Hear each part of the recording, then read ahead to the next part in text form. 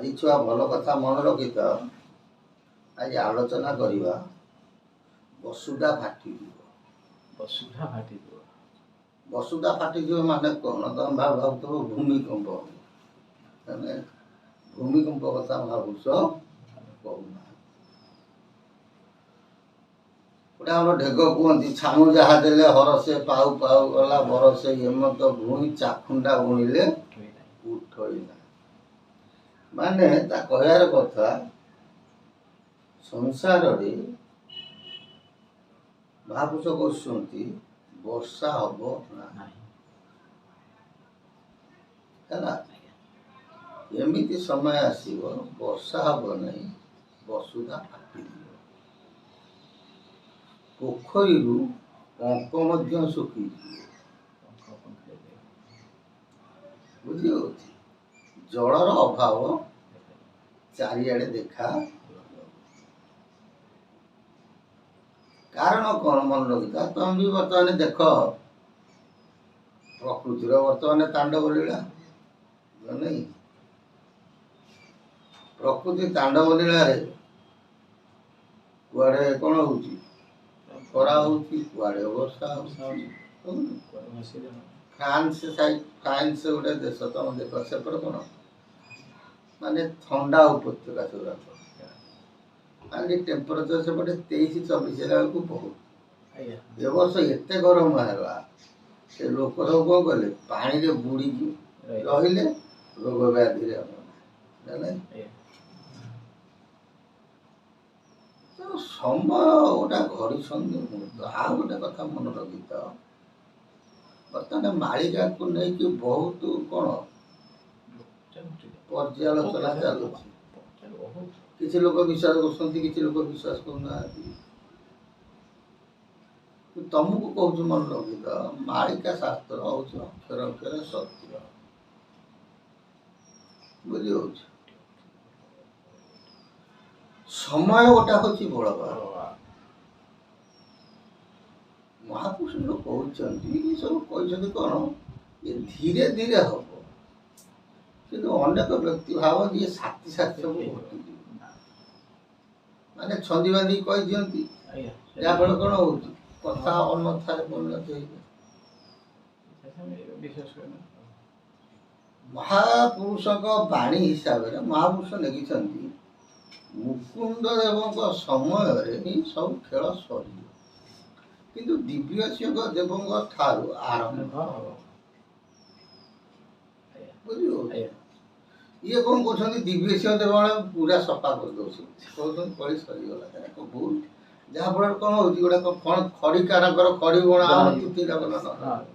ଗୋଟେ ଯେଉଁ କଥା, ଏମିତି ଗଣନା କ'ଣ ହେଉଛି? ଭୁଲ ହେଇଯାଉଛି। କାରଣ ସବୁବେଳେ ଚିତ୍ତ ସ୍ଥିରରେ ଅନୁସରଣ କରିବା ହେଉଛି ଆମମାନଙ୍କ କର୍ତ୍ତବ୍ୟ। ତେଣୁ ଏତିକି ମନେ ରଖ, ମାଳିକା ଶାସ୍ତ୍ର କେବେ ହେଲେ ଅନ୍ୟଥା ନୁହେଁ। ମହାପୁରୁଷ କହିଛନ୍ତି, ସୀତା ଠାକୁରାଣୀ ଅସତୀ ହେଇପାରନ୍ତି। ପର୍ବତ ଶିଖରେ କଇଁ ଫୁଟିପାରେ, ଫୁଟିବ ନାହିଁ, ଫୁଟିପାରେ ମାନେ ଅସମ୍ଭବ ସମ୍ଭବ ହେଇପାରେ। ପୂର୍ବ ଭାନୁ ପଶ୍ଚିମେ ଉଦୟ ହୋଇ ପାରନ୍ତି, ଉଦୟ ହେବେ ନାହିଁ, ପାରନ୍ତି ମାନେ ଅସମ୍ଭବ ସମ୍ଭବ ହେଇପାରେ। କିନ୍ତୁ ତାଙ୍କ କଥା କେବେ ହେଲେ ଟଳିବ ନାହିଁ। କାହିଁକି? ତାଙ୍କ କଥାଟା ହେଉଛି ପଥରର ଗାର, ଖଡ଼ି ଗାର ନୁହେଁ।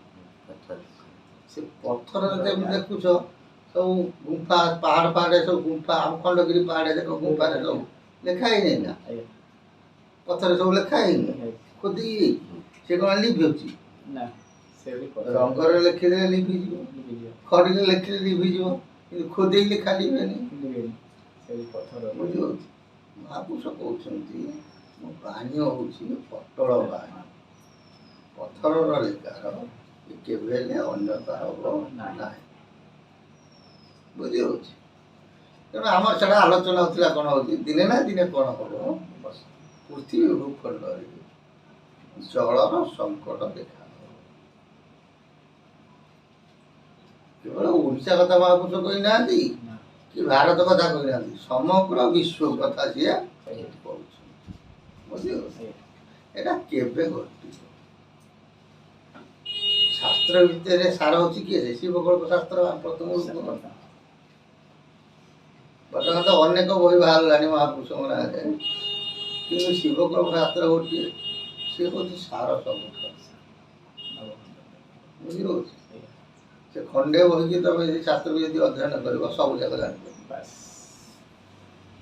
ସେଇଥିରେ ସେ କହିଲେ ବାମେ ଅସ୍ତୁ ନେତ୍ର ଦକ୍ଷିଣେ ତ୍ରିଗୁଣକୁ ଖଞ୍ଜିବୁ, ଶୁଷ୍କ ହେବ ନଦୀ ସକଳ ରାମ ନିଶ୍ଚେ ଜାଣିବୁ।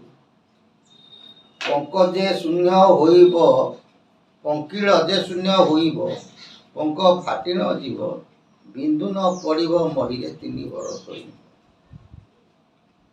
ସେ ରାମ ରଖିଥା ଦିନେ ନା ଦିନେ ଏ ଭୂଖଣ୍ଡରେ 3 ବର୍ଷ କ'ଣ ହବ? ବର୍ଷା ହବ ନାହିଁ।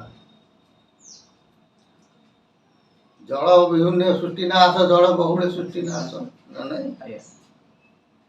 ଜଳର କଷଣ ଏମିତି ହବ, ଲୋକମାନେ କ'ଣ ହେବେ? ହାହାକାର ହେଇ ଠୋପଟା ବଢ଼ିକି ମରିବେ। କେହି କାହାକୁ ମାରିବେନି, ତା ମନକୁ ମନ। ଲୋକ ଭାବନ୍ତି କ'ଣ ଠାକୁର ଆସିବେ ଗୋଟେ 12 ହାତ ଖଣ୍ଡା ଧରିକି କ'ଣ କରିବେ? ହାଣିବ। ଏଇଟା ସବୁ ଆମେ ସେଗୁଡ଼ାକ ବିଶ୍ୱାସ କରୁନା। 12 ହାତ ଖଣ୍ଡା ଧରିବାକୁ ଗୋଟେ 13 ହାତ ଲୋକ ଦରକାର। ସେ କଥା ଯଦି ହବ, ସେ ସ୍ୱୟଂ ଜଗନ୍ନାଥ ସିଏ ଯଦି ହେବେ ନହେଲେ ଆଉ ଦ୍ୱିତୀୟ ମଣିଷ କେହି ନୁହଁ। କାରଣ କାଞ୍ଚି ଅଭିଯାନକୁ ସେ ଯାଇଥିଲେ ସ୍ୱତନ୍ତ୍ର ନା, ସେମିତି ଶରୀର ଧରିକି ଆସିବେ ସ୍ୱତନ୍ତ୍ର। ଦାରୁରୁ ରୂପ ନେବେ, ଫେର ରୂପରେ ଦିନ ହେବେ। କିନ୍ତୁ ମଣିଷ ଗୋଟେ 12 ହାତ ଖଣ୍ଡା ଧରିବ, ସେଟା 12 ହାତ ଖଣ୍ଡା ଧରିବାକୁ ଗୋଟେ 13 ହାତର ମଣିଷ ଦରକାର ନା ନାହିଁ, କି 14 ହାତର ମଣିଷ ଦରକାର। ସେ କ'ଣ 12 ଜ୍ଞାନରେ ସହାରା। ବୁଝିପାରୁଛି? ଏ ହେଉଛି ଜ୍ଞାନ ଖଡ଼ଗର ସହାରା। ସେଥିପାଇଁ ସେ କହିଛନ୍ତି କାହିଁ ମୁଁ ଜଳ ରୂପରେ ଆସିବି, କାହିଁ ଅଗ୍ନି ରୂପକୁ ଧାରଣ କରିବି, କାହିଁ ପବନ ରୂପକୁ ଧାରଣ କରିବି, ଏସବୁ କହିନାହାନ୍ତି। ତେଣୁ ସେ କ'ଣ କହିଲେ ବାମେ ଅସ୍ତୁ ନେତ୍ର, ନେତ୍ର ବୋଲନ୍ତେ 2, ଅସ୍ତୁ ବୋଲନ୍ତେ ରଖ। କୋଉଠି? ବାହାରେ 2 କି ରଖ। ଦକ୍ଷିଣେ ତ୍ରିଗୁଣକୁ ଖଞ୍ଜି, ଦକ୍ଷିଣରେ 3 କି ଖଞ୍ଜି। କେତେ ହେଲା? 23 ହବ। କାହାର? ବାଳ ମୁକୁନ୍ଦଙ୍କ 23 ହବ, ମୁକୁନ୍ଦ ଦେବଙ୍କର 23 ହବ। ହେଲା?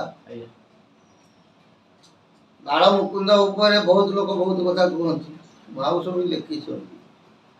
ବୃଦ୍ଧ ଯେ ବାଳକ ଶରୀର ରୂପେ ହୋଇବ ମର୍ତ୍ତେ କାହାର ବା। କହିଲେ ବୃଦ୍ଧଟା ବୃଦ୍ଧ ଲୋକ ହେଇଥିବ, କିନ୍ତୁ ବାଳକ ଶରୀର ବାଳକ ପରି ଥିବ। ମର୍ତ୍ତେ ହୋଇବ କାରବାର, ସେ ମର୍ତ୍ତେ ପରେ ଖେଳ କରୁଛନ୍ତି। ତାହାକୁ ନ ଚିହ୍ନିବେ କେହି, ତାକୁ କେହି ଜାଣିପାରିବେ ନାହିଁ। ବାଳ ମୁକୁନ୍ଦ ନାମ ବହି, ସେ ବାଳ ମୁକୁନ୍ଦ ରୂପେ କ'ଣ ହେବେ? ନାମକୁ ଧାରଣ କରିବେ। କ୍ଷେତ୍ରରେ ହୋଇବେ ନରେଶ, ସେ କ୍ଷେତ୍ର ବୋଲନ୍ତି କୋଉଠି? ଶ୍ରୀକ୍ଷେତ୍ର। କ୍ଷେତ୍ରରେ ସେ ନରେଶ ହେବେ, ମାନେ ରାଜା। କହିଲୁ ଆହେ ରାମଦାସ, ତତେ ରାମଦାସ ଖୋଲିକି ଏ କଥାଟା କହିଲୁ। ସେହି ଅଙ୍କକୁ ଠିକ କର। ସେ ଅଙ୍କ ତାକୁ ତୁ କ'ଣ କରିଥିବୁ? ଠିକ କରିଲୁ। ଜାଣିବୁ କଳିର ସଂହାର, ତେବେ ତୁ କଳିର ସଂହାରଟାକୁ ଜାଣିବୁ। ଆଉ ବର୍ତ୍ତମାନ ବାଘ ଖାଇଗଲା, ସେ ଡାକ ପକେଇଲେ କିଛି ନାହିଁ। ଯେତେବେଳେ ବାଘ ଖାଇବ ସେତେବେଳେ କେହି ରକ୍ଷା କରିପାରିବେ ନାହିଁ। ଯାବତ ମୁକୁନ୍ଦ ଦେବ ରଜା ନ ହେଇଛନ୍ତି ତାବତ ଭୟଙ୍କରିଆ ଖେଳ ହେଇ ନାହିଁ। ତେଣୁ ସେ କ'ଣ କହିଲେ? ମୁକୁନ୍ଦ ଦେବଙ୍କ 23 ଅଙ୍କରେ ଏ ଘଟଣା। ଶୁଷ୍କ ହେବ ନଦୀ ସକଳ ରାମ ନିଶ୍ଚେ ଜାଣିବ। ହେ ରାମ, ତୁ ସେତିକି ଜାଣିବୁ 23 ଅଙ୍କରୁ କ'ଣ ହବ? ଏ ଖେଳ ଆରମ୍ଭ ହବ। ପଙ୍କିଳ ଅଜେ ଶୂନ୍ୟ ହୋଇବ, ପଙ୍କ ଫାଟି ନ ଯିବ। ପୋଖରୀରେ ଯେଉଁ ପଙ୍କ ସବୁ ରହୁଛି, ସେ ତା ମନକୁ ଫାଟିକି ସମତଳ ହେଇଯିବ। ବୁଝୁନି? ପୋଖରୀରେ ପଙ୍କ ରହିବ ନାହିଁ। ବିନ୍ଦୁ ନ ପଡ଼ିବ ମହିରେ 3 ବରଷ। ମାନେ 23 ଅଙ୍କରୁ ତାଙ୍କର 26 ଅଙ୍କ ପର୍ଯ୍ୟନ୍ତ କ'ଣ ହବ? ବର୍ଷା ହବ ନାହିଁ। ଏକଥା କହିଛି ମହାପୁରୁଷ ଅଚ୍ୟୁତାନନ୍ଦ ଦାସ। ଏକଥା ଶିବକଳ୍ପ ଶାସ୍ତ୍ର ବା ନବଘଣ୍ଟ ନିର୍ଘଣ୍ଟରେ ଆମ ମାନଙ୍କୁ ଚେତନା। ଜୟ ଜଗନ୍ନାଥ। ସେ ପ୍ରଭୁ ସଦିଚ୍ଛା ପୂର୍ଣ୍ଣ ହଉ, ଅଚ୍ୟୁତଙ୍କ ସଦିଚ୍ଛା ପୂର୍ଣ୍ଣ ହଉ। ବୋଲ ଆନନ୍ଦେ ଗବା।